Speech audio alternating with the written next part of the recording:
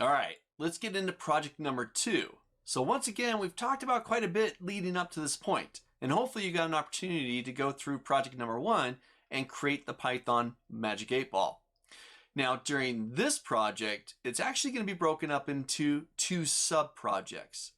During this project, I'm going to introduce you to working with another of the Python built-in modules. In this case, I'm going to have you take a look at and work with the CSV Python module. Now, I've said it, this is going to be broken up into 2 sub-projects because you're going to learn how to read CSV files using the CSV module and write to a CSV file using the same module. So let me demonstrate here. Now, I've got this CSV file. It's actually an Excel document. If I give it a double click, it'll launch it inside of Excel. And it's a really simple file, not much to it. First row contains headers, and then 3 rows down below, you got 3 records. Ron, Harry, and George. All right, great. Now, CSV files, if you're unfamiliar with them, they are comma-separated value documents. Each of these columns here, if I were to look at it in just raw data, it would be separated by commas. Excel reads them. That's why it defaults open it up inside of Excel. If I were to open this up inside of something like Notepad, let's see if I got the option here. There's Notepad. This is what it looks like. So I've got ID, comma, first name, comma, last name, comma, department, and so on. It's a comma separated document. Great. Loads of systems out there export to this format, and then Excel, it's a great place to go in and read the content and manipulate it. So what you're going to do in these 2 sub-projects is utilizing the CSV module, you'll be able to read the contents of that file and write content to that file.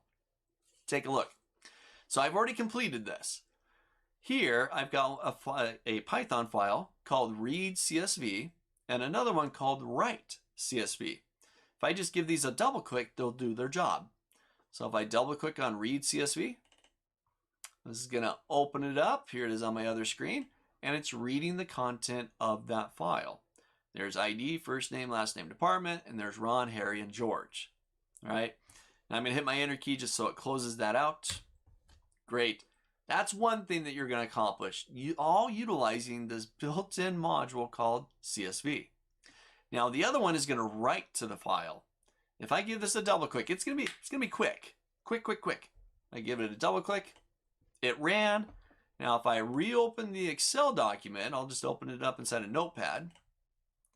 I've now added a new record. It used to just be Ron, Harry, and George, and now I've got Fred in there. So the ability, and these are really simple little programs, the ability to be able to read the content of a CSV file and to be able to write to it. We've covered concepts that are going to get you to this point in order to do this. Really simple. Now, in the next lecture, I'm going to give you written instructions to go through to be able to accomplish this. You can read through it step by step, and you're going to build both of these. You're going to find that there's really not a whole lot to it. Most of it is done inside of the module that you're going to import in. But there'll be key concepts that you can go through. Things like variables, using functions within that CSV module, outputting to the screen, writing to the document. These are things that we've discussed in some way up to this point within the course. So this is your challenge. I want you to complete project number 2 by learning about the CSV module and be able to read and write to a CSV document. Now, read through the instructions in the next lecture, complete the exercise, the project there, share your results, jump into the Q&A section, post your code, post the results of your CSV file, whatever. And if you got questions, jump into the Q&A section, ask your questions there as well. I make it a point to answer all questions, and I even have students that go in there and answer questions from other students as well, which is super great. I'm also going to supply in the following lectures within this section, within this project, the solutions, at least the solution and the approach that I took. It's a simple one. You're going to see that there. There are many different ways that you can accomplish this. So your imagination is yours, and use the tools and the skills that you've developed up to this point to accomplish this project. So I'll see you when you're done.